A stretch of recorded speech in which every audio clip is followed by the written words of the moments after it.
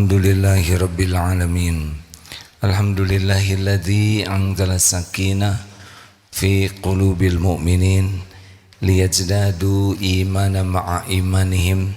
Allahumma salli ala Sayyidina Muhammad wa ala alihi wa ashabihi ajma'in.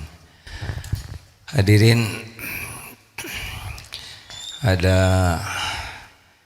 325 kurang lebih dari lab school. Lab school mana dek? Di Rawa? Oh ya, alhamdulillah. Dari Rawa, Mangun, alhamdulillah. Jadi mohon maaf kalau pelajarannya disesuaikan dengan kehadiran para santri ini. Ada ruangan kosong di depannya tidak dek? Itu berarti ada orang lain yang tidak bisa masuk ya. Sebetulnya kalau kita ingin melihat nasib kita itu mudah. Barang siapa yang memudahkan urusan orang lain, kita akan dimudahkan oleh Allah. Tapi kalau kita menjadi orang yang tidak mau berkorban untuk orang lain, akan jadi susah. Baik, sudah cukup. Santri silakan duduk.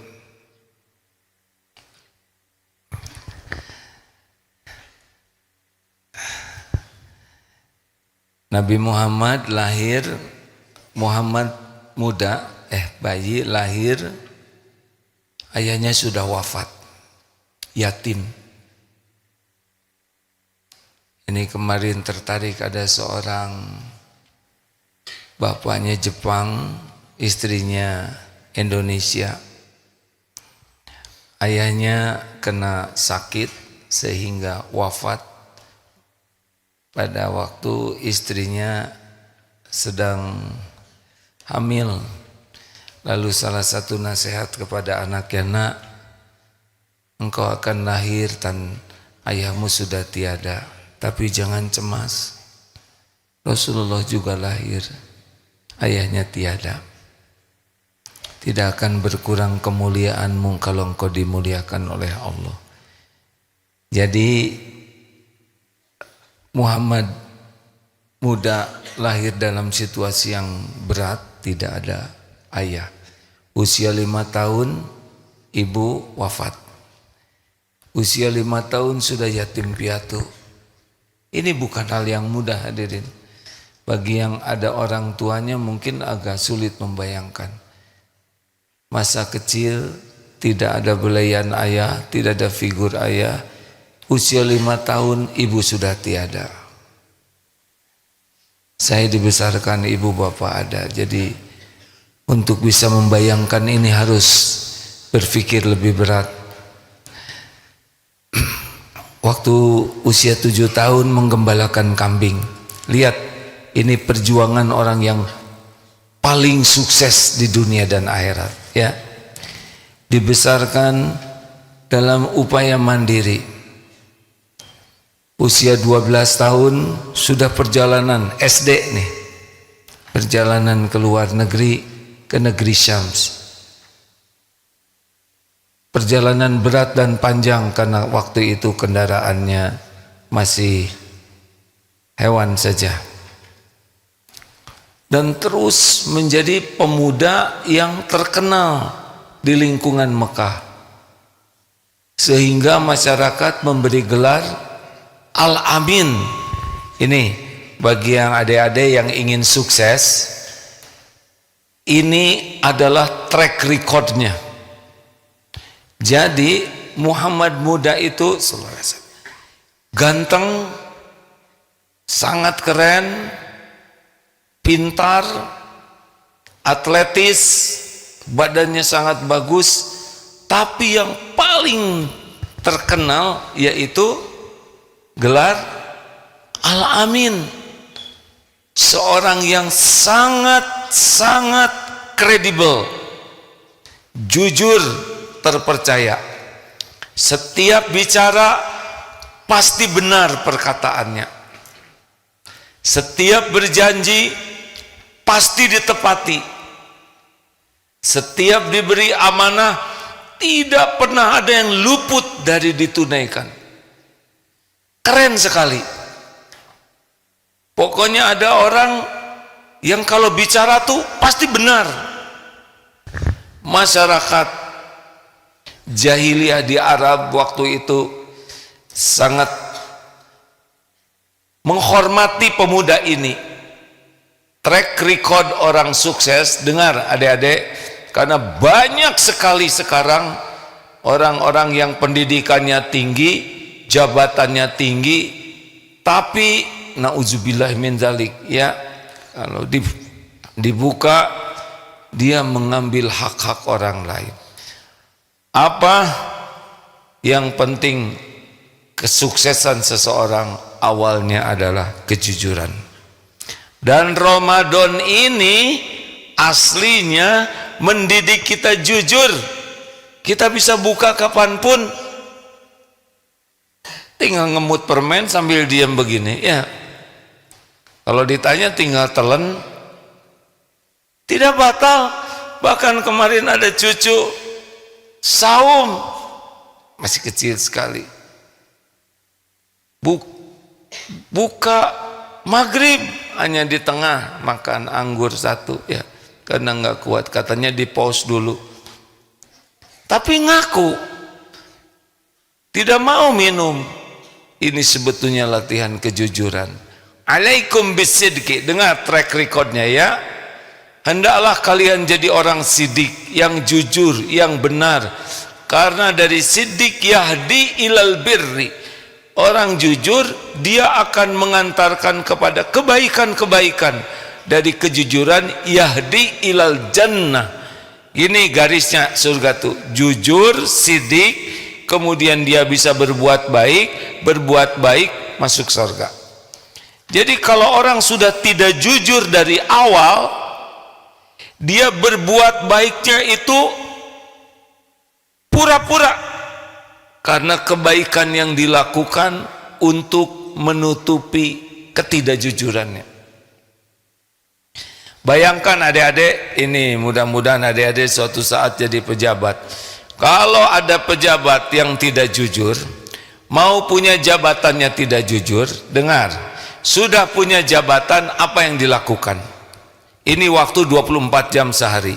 Kalau seorang tidak jujur, maka selama dia bekerja, pekerjaannya itu mencari peluang untuk ketidakjujurannya. Jadi kalau kerja 8 jam, berapa jam dia mikir untuk dia tidak jujur, mengkorup, mengambil hak orang lain. Nah sekarang dia udah mikir begitu, dia akan berusaha tidak jujur. Kapan mengerjakan pekerjaan kantornya? Benar? Ini Ade bisa membayangkan kalau ada orang yang diberi jabatan korupsi, dia pasti nggak benar kerjanya. Dia akan mikir di kantor itu, dari jam kantornya itu adalah untuk mencuri. Dia akan mencari relasi supaya dia lancar mencuri. Dan kalau sudah berhasil korup, mencuri, apa yang dilakukan? Dia mati-matian berusaha supaya tidak kebongkar mencurinya. Ini makan waktu. Dia akan suap sana, suap sini, dia akan akalin ini, akan akalin itu. Akibatnya kapan dia bekerja untuk kepentingan amanahnya? Nggak bisa kerja. Orang tidak jujur tidak akan bisa kerja dengan benar. Dia sibuk waktu kerjanya untuk mencuri dan sibuk untuk menutupi perilaku permalingannya itu. Jadi tidak usah heran kalau negara sekaya ini ribet. Adik-adik Lab School dan Darul Tauhid, Ate nggak begitu semangat sekarang ikut event-event nasional, lebih suka dengan event-event tradisional, lokal. Lebih suka mempersiapkan adik-adik ini, siapa tahu nanti ada yang jadi menteri, jenderal, mungkin ada wapres, ya. Kagok wapres aja ya kan. Mungkin jadi ulama, pengusaha, silakan baca berita. Malu sebetulnya, ya enggak? Malu. Saya malu, sejujurnya sangat malu. Dulu tahun 98, Ade belum lahir ya. Ade lahir tahun berapa nak? 2008. Telat amat, ya udah nggak apa-apa ya. Emang waktunya. Berarti 98 masih bentuk debu kalau nggak salah ya. Ikut demo dulu namanya apa tuh? Reformasi. Tapi kalau demo ya bagian nyapu yang ringan dan yang lucu. Reformasi, waduh, sekarang berapa tahun? Rasanya dulu yang ikut demo juga kalau kebagian jadi kesempatan bisa goyah juga. Jadi pikir-pikir, udah sekarang mending fokus generasi muda aja supaya tertanam betul. Apa sih yang minimalnya sekali? Ini milik saya, ini bukan milik saya, gitu aja. Karena sekarang milik orang dianggap milik saya, betul? Ini asli, ini oplos, harus belajar. Saya bukan dendam ya. Karena beli Pertamax sih, yang Pertalite tenang, dia nggak dendam. Kami yang sakit hati, enggak sih, nggak sakit hati ya kan. Cuman nggak enak aja ditipu bertahun-tahun. Karena kurang akhlaknya jadilah begitu. Jelas adik-adik? Jujur baru jadi orang baik. Jadi baik baru bisa masuk surga. Kalau kadhib, dusta, enggak bisa jadi orang baik. Yahdi ilal fujur. Nah, mulai dia melakukan kejahatan-kejahatan, keburukan. Dari keburukan yahdi ilan nar, jadi neraka. Makanya pelajaran saum ini belajar jujur.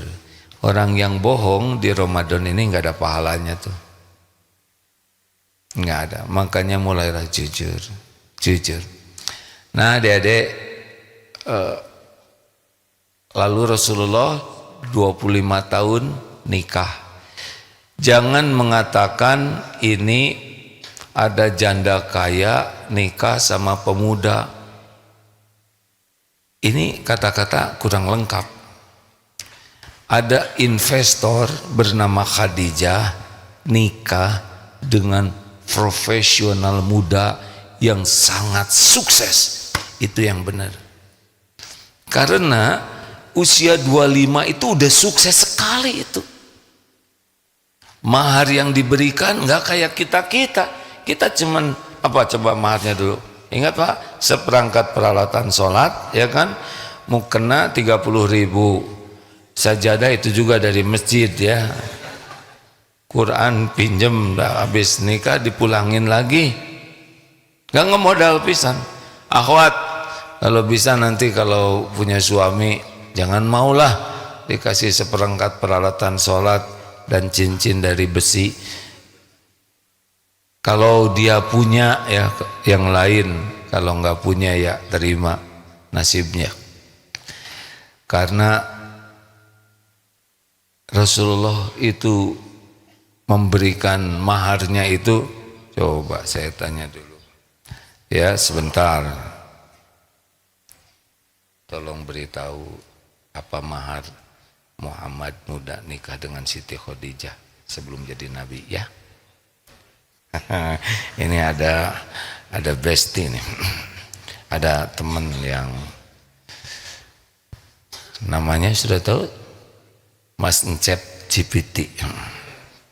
Nah, mahar Muhammad muda ketika menikah 20 ekor unta betina yang pada masa itu merupakan harta yang sangat berharga.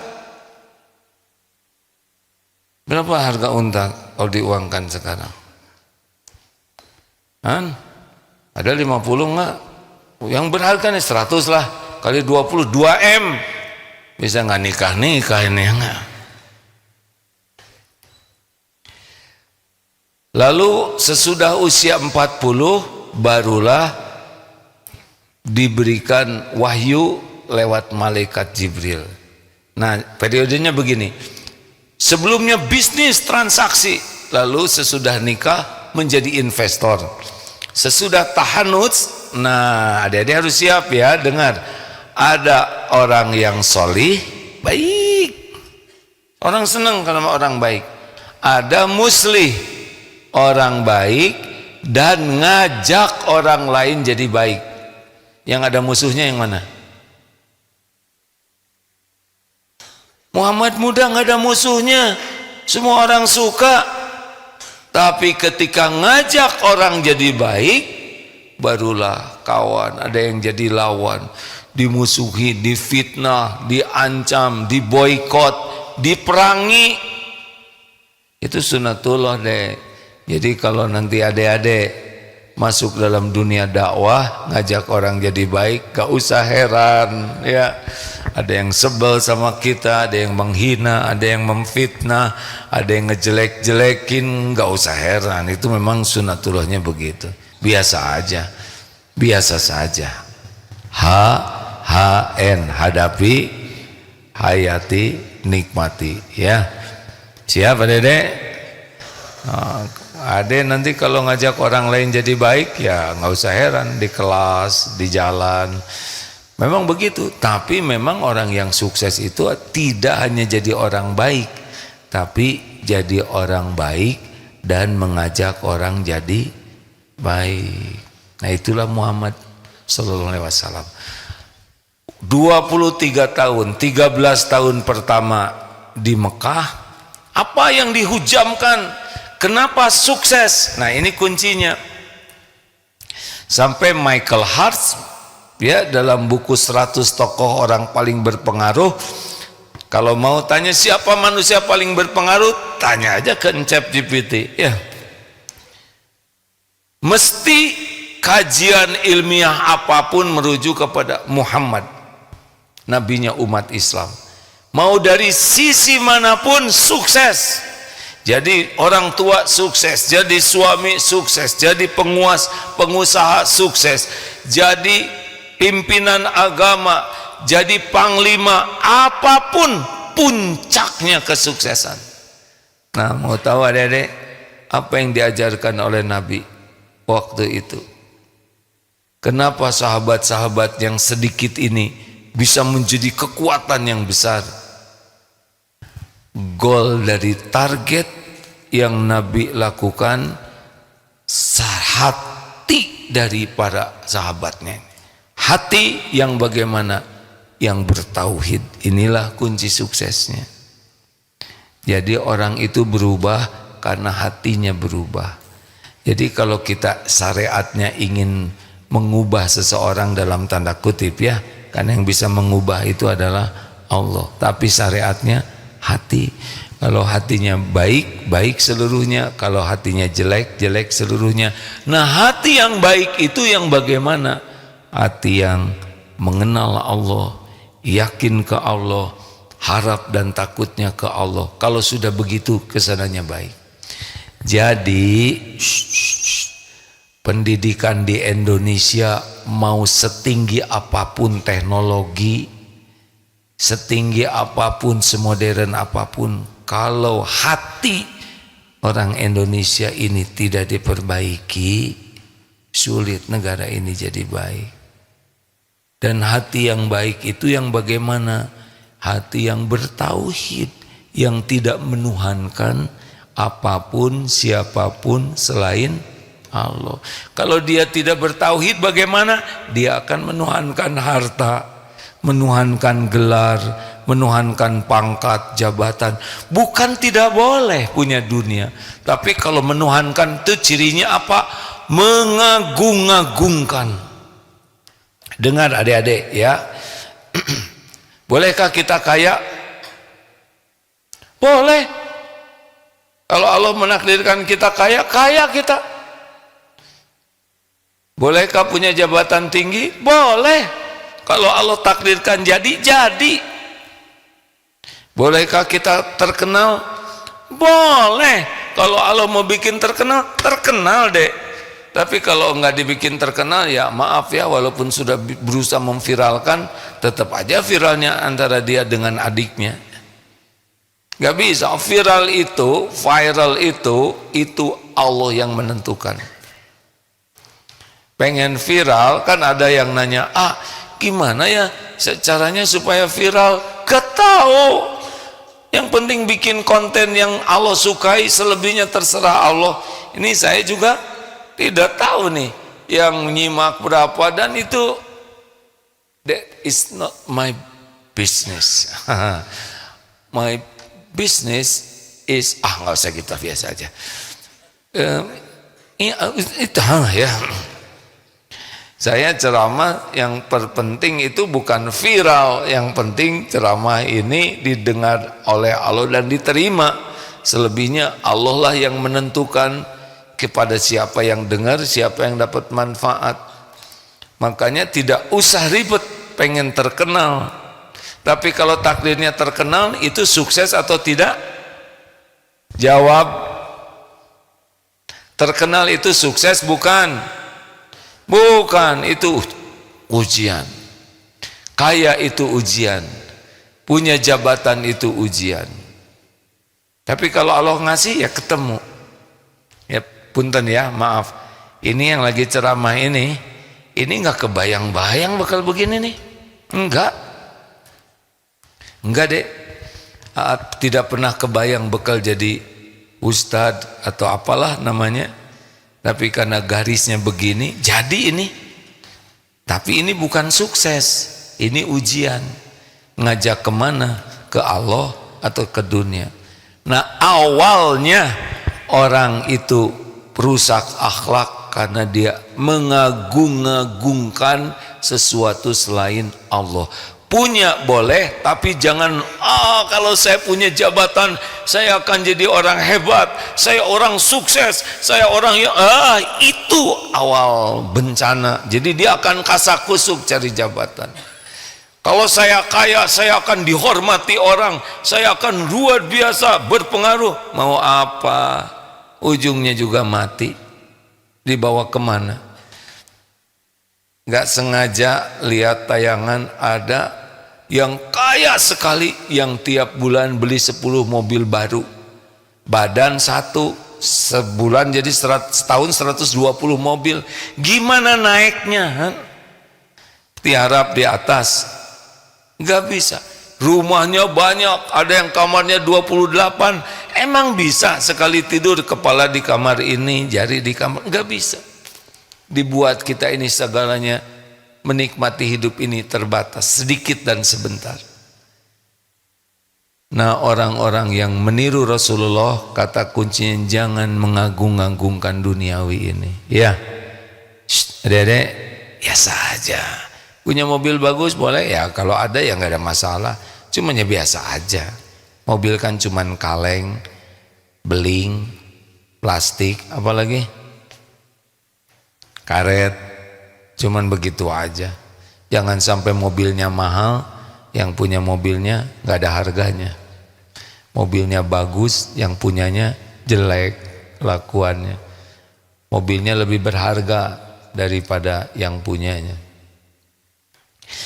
Nah, pindahlah ke Madinah, baru turun perintah-perintah Allah. Dan 23 tahun di Mekah ada perintah Allah, tapi syariat lebih banyaknya turun di Madinah. 23 tahun, Masya Allah, selesai dakwanya, berubah jazirah Arab, tembus ke seluruh dunia ini. Apa kuncinya? Akhlak. Dari mana datangnya akhlak? Dari hati yang bertauhid kepada Allah. Oleh karena itu adik-adik, mau sukses tidak? Nggak bisa sukses kalau akhlaknya tidak baik, nggak bisa, tidak bisa. Santri, bagaimana latihan akhlak di pesantren ini? 3 sa. Sa yang pertama apa? Kurang jelas. Saya aman bagimu. Jadi inilah pelajaran pertama jadi orang baik. Tidak merugikan orang lain sedikit pun juga. Tidak mengganggu orang lain, aman dari gangguan kita. Mencuri merugikan orang tidak? Korupsi, parkir sembarangan. Saya tuh lagi gemes gitu ya. Ini kan daerah kampus banyak di sini. Kenapa mahasiswa parkir motor aja nggak bisa? Itu parkir sembarangan itu zolim.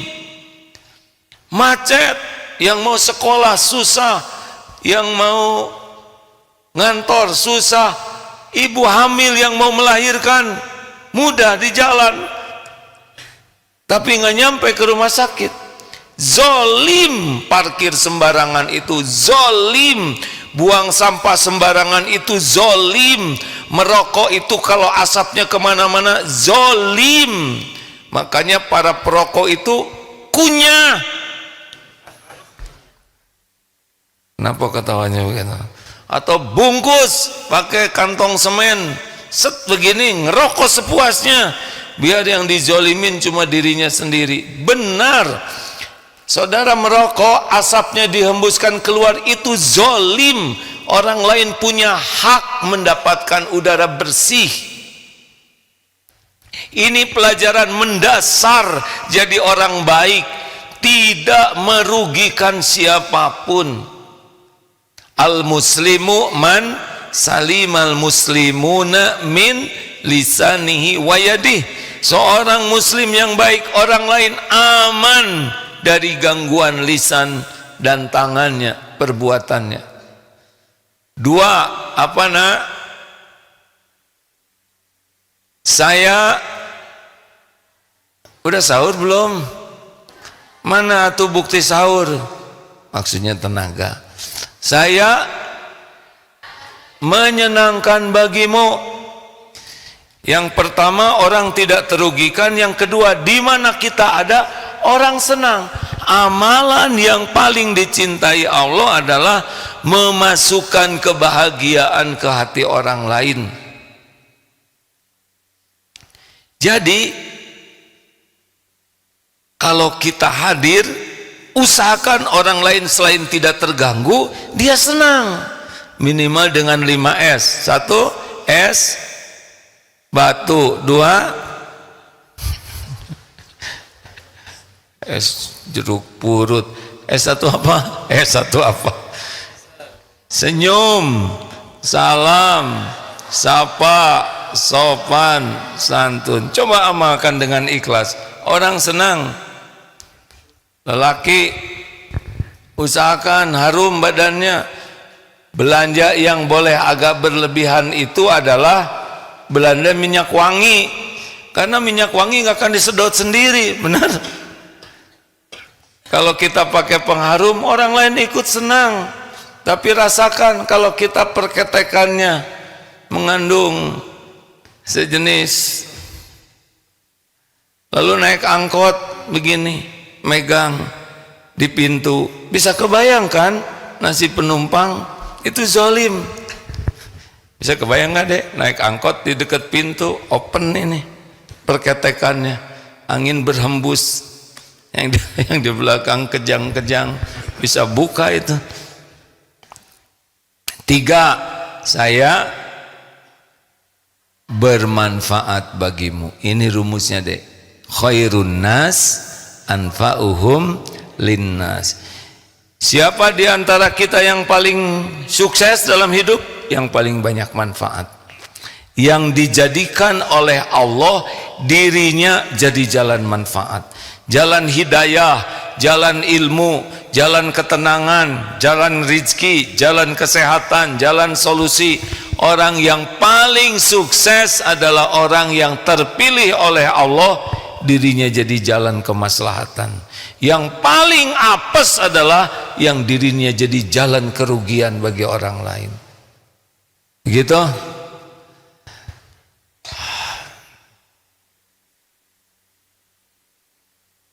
Mikir apa? Kenapa adik kuliah? Kenapa sekolah? Kenapa kuliah? supaya banyak ilmu. Mau apa? Supaya manfaat. Kenapa kita latihan bela diri? Supaya terampil. Untuk apa? Jagoan? Bukan. Untuk manfaat. Jadi suatu saat kalau di bis ada yang ngeganggu-ganggu, misalkan kita tinggal ambil batu. Hei preman, lihat nih. Pikirkan sendiri kalau kepalamu seperti ini. Astagfirullah, kenapa? Kita punya jabatan, kalau takdirnya ada, untuk apa? Manfaat. Begitulah, itulah akhlak. Nah, rekan-rekan sekalian, ini waktunya sudah hampir habis. Terima kasih lab school. Ada berapa lab school sih? Ada yang di Rawa, terus di mana lagi? Kemayoran, ya alhamdulillah. Sudah lama kan kerjasama dengan Darut Tauhid ya. Alhamdulillah, semoga adik-adik mendapat hikmah. Ini ke Eko 1 tidak? Di Eko 1 ada kuda, tapi kebanyakan ya, nanti kuda kami peang ya kan. Silakan. Kalau di Eko 2 ada namanya Blue Mosque, Dek. Belum tahu ya? Masjid Blue Mosque enggak hanya di Turki. Di Darut Tauhid juga ada ya. Namanya Blue Mosque Mini ya. Datanglah ke Eko Pesantren 2 ya, insya Allah. Sekarang sudah mulai banyak turis-turis lokal yang ingin sholat di Blue Mosque Darut Tauhid. Silakan di Eko Pesantren 2. Baik, kali ini mengundang Pak Dudu ya, waktu kita memang terbatas. Boleh carikan kursinya satu lagi. Kang Dudu ini sejujurnya ya satu-satunya di Darut Tauhid yang sering menyakiti saya, gitulah ya.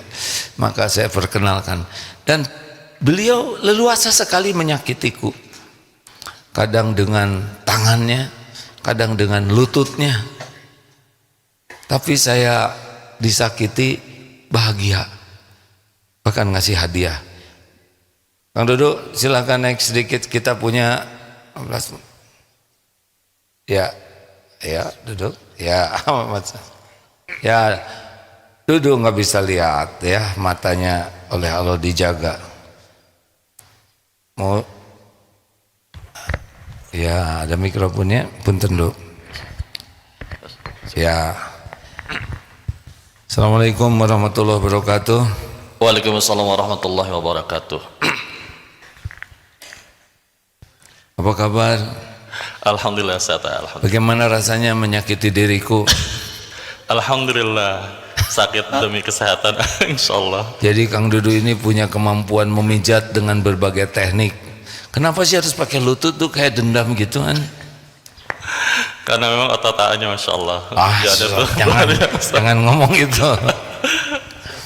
Jadi Kang Dudu ini sepekan sekali membantu melancarkan otot-otot saya, dan beliau tuh sampai pakai lutut, kadang pakai satu-satunya, tapi saya bahagia ya. Jadi selama dipijat itu ya enak, dapat ilmu, betul tidak no? Alhamdulillah, alhamdulillah. Alhamdulillah. Sudah berapa lama tunanetra? Qadarullah dari tahun 2005. Ke Darut Tauhid tahun berapa? 2006, 1 tahun pasca tidak melihat. Oh ya, dulunya awas.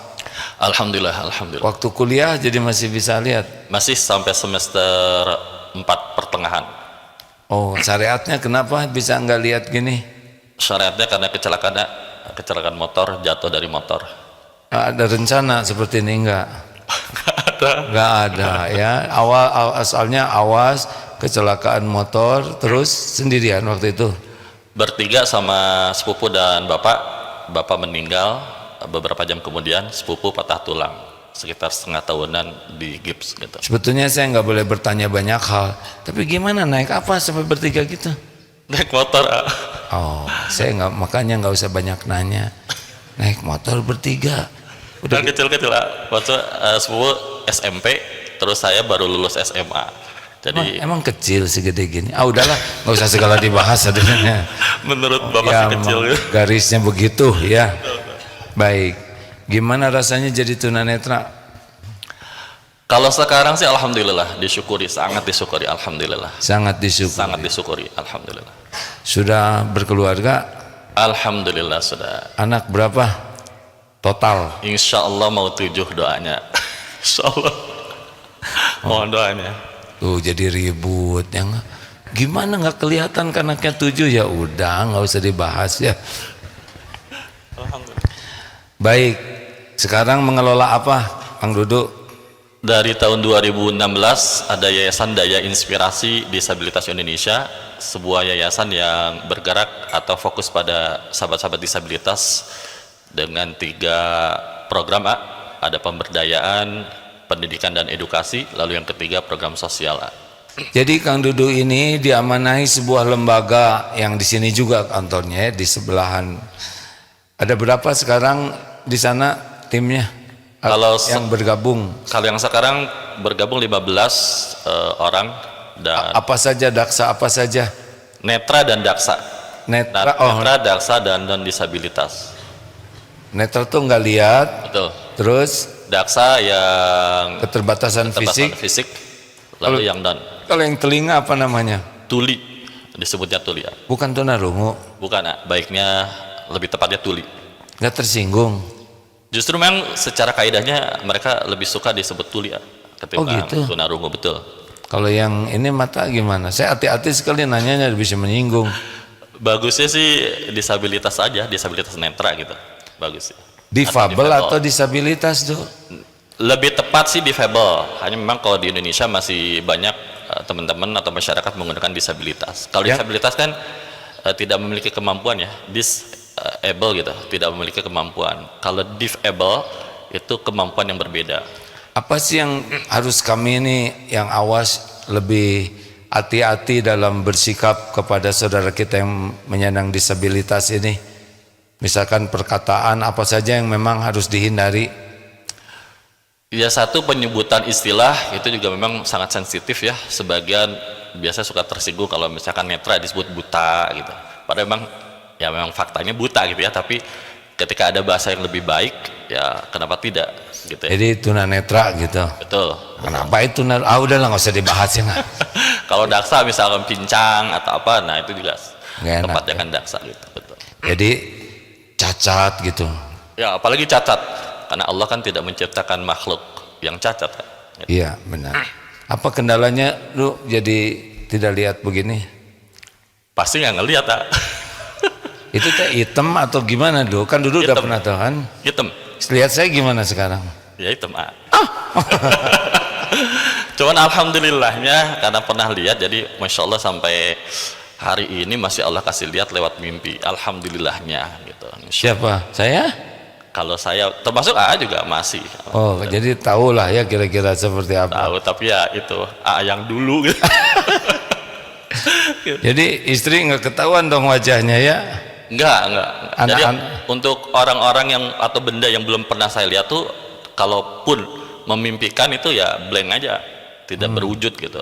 Tapi seakan-akan ada gitu, karena memang sudah ada memorinya, memori visual di otak. Nah, gitu. punten dulu. Jadi anak-anak Dudu juga nggak tahu wajahnya seperti apa?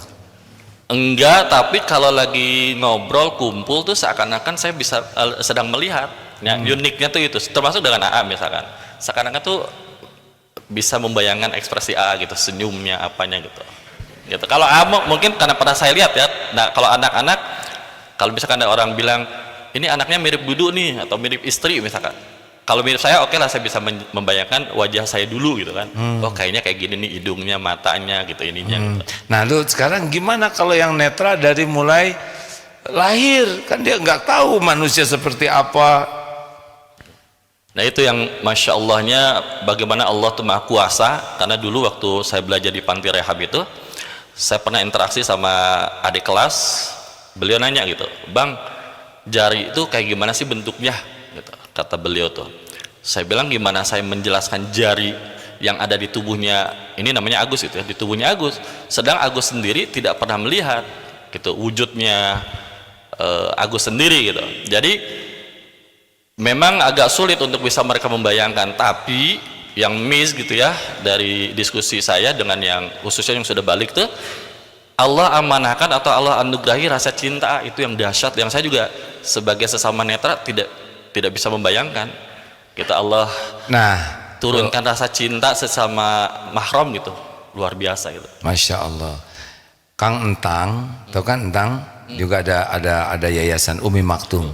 Nikah dengan Bu Entang, itu istrinya. Ya. Nah, kan sama kayak dulu produktif juga ya. Anaknya banyak. Saya kan nanya, Tang, ini gimana ini? Punya dua-duanya tunanetra. Kalau duduk kan istri awas, ya. Entang kan istrinya nggak lihat juga. Punya anak segitu banyaknya, pada nggak kelihatan gimana ngurusnya. Tahu jawabannya apa? Betul-betul kaget jawabannya tuh. Masa tuh Allah menitipkan anak kepada kami yang enggak lihat kalau kami nggak dimampukan. Ini jawaban keren sekali ya kan? Kan kebayangnya kalau kita, aduh mana kepala anak, mana pantatnya ya enggak, mana kakinya. Ini yang mana? Aduh kalian kebayang. Ternyata Allah memampukan. Baik, ini sedikit ada pengumuman sebelum kita tuntaskan dengan Kang Dudu dari MQ Digital. Pengumuman dulu ya. Ini karena banyak yang ngontak. Ini semua pakai sarana menayang ini MQ Digital. Hampir semua platform medsos kita gunakan. Sudah mencapai 21 juta followers kalau tidak salah Allah amanahkan lewat MQ Digital ini. Bagi teman-teman suka ada yang nanya, kami ingin ikut kontribusi apalah untuk memperbaiki kamera atau apa, atau dalam penyebaran dakwah. Karena banyak yang nanya, ini oleh tim MQ Digital diberikan nomor rekeningnya. Ini banyak hafalan, tapi yang paling penting bukan dihafal. 889, jawab deh. Yang jelas. 889 9099. Coba berapa? 889 889 9099 889 88 dua kali lah itu ya, 889 dua kali 90 Asmaul Husna. Silahkan bagi yang memang ingin berkontribusi, kita akan mengumpulkan dana selain untuk memperbaiki alat, juga meningkatkan sebaran dakwah lewat digital ini. Ini apa? Banknya BSI, Bank SI ya, atas nama manajemen Kolbu Digital. Terusin Dok, jadi apa program Ramadan ini Dok? Untuk Ramadan 1446 Hijriah tahun ini ada 7 program yang kami selenggarakan. Yang pertama sanlat, alhamdulillah dari awal Ramadan sudah berjalan sampai 20 hari Ramadan ke depan. Lalu yang kedua ada tebar paket lebaran, ketiga penyaluran zakat fitrah, yang ketiga ada pemberian tunjangan hari raya, lalu keempat ada yang kelima ada buka saum bersama, dan yang terakhir puncaknya itu ada mudik bareng disabilitas tahun ke-14 ke 5 provinsi insyaallah. Tahun lalu berapa yang mudik, berapa banyak? Tahun lalu di 15 kendaraan, dan insyaallah tahun ini pun insyaallah di 15 juga.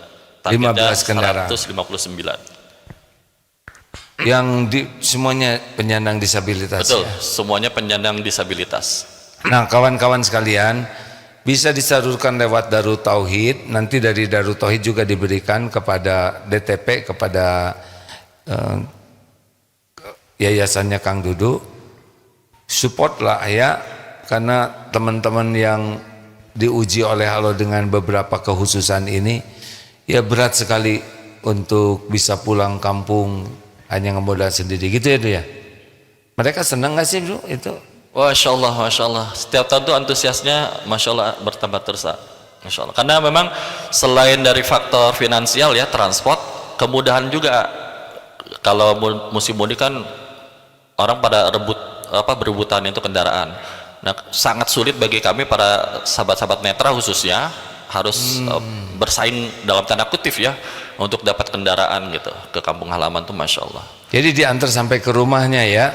Sampai depan rumah. Bukan hanya ke bukan ke dalam rumah, tapi di depan rumah, ya, sampai ya. Depan rumah gitu. Luar biasa. Beberapa tahun ke belakang tuh kita rubah yang awalnya hanya sampai jalur ya yang dilalui oleh ini kendaraan, tapi beberapa tahun ke belakang kan sampai kebayang depannya. sampai di jalurnya, pas sampai di sana jam 1 malam diturunkan ya.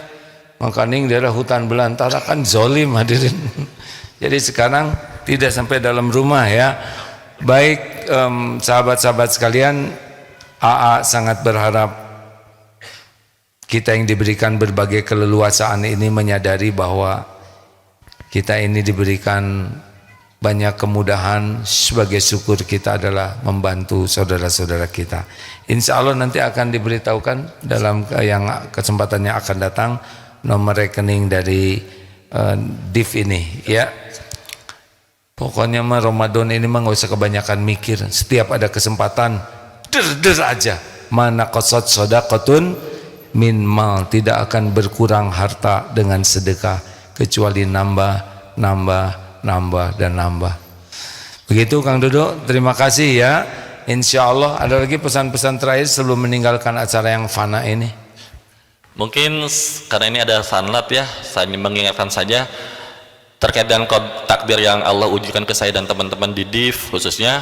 Satu yang harus diyakini, difahami adalah setiap kita punya resiko menjadi difabel. Jadi kuncinya sesuai dengan surah yang tadi bacakan ya di Ar-Rahman, fabi ayyi ala'i rabbikum tukadziban, nikmat mana lagi yang kamu dustakan, perbanyak syukur. Dan itu yang selalu ingatkan ke saya, karena semudah bagi Allah untuk mencabut apapun yang Allah kehendaki dari setiap nikmat yang Allah ujikan ke kita, khususnya tadi berkaitan dengan fisik ya, karena tidak pernah terbayang, terfikir, tapi kalau memang takdirnya ada, Allah bisa ambil. Dan tidak mudah untuk menjalani hidup dengan keterbatasan fisik, itu butuh effort yang luar biasa. Jadi silakan belajar. Terima kasih itu. Ngomong-ngomong, suka minta awas lagi enggak? Nggak pernah, alhamdulillah sudah hampir 20 tahun nggak pernah, alhamdulillah. Jadi nggak minta ya Allah awaskan lagi gitu enggak? Nggak, karena justru takut tak. Yang betul gimana? Takut gimana? Dikasih lihat tuh takut nggak bisa jaga mata. Sekarang masya Allah alhamdulillah lebih nikmat. Semuanya jadi diem. Kita nih matanya sering jadi masalah. Kenapa? Kan bisa lihat, bisa lebih gampang lihat. Ya cuma merasa, untuk saya pribadi ya, merasa kayaknya jauh lebih besar ujiannya ketika Allah kasih lihat lagi, sepertinya gitu. Karena cuma nggak bisa lihat dong kok, tapi alhamdulillah aktivitas lain masih bisa dilakukan insya Allah. Masya Allah. Ya kita nggak usah ngarep-ngarep jadi nggak lihat ya, tapi jaga pandangan karena mudah bagi Allah mengambil pandangan atau nikmat apapun yang Allah berikan. Terima kasih Kang Duduk, terima kasih sahabat-sahabatku sekalian.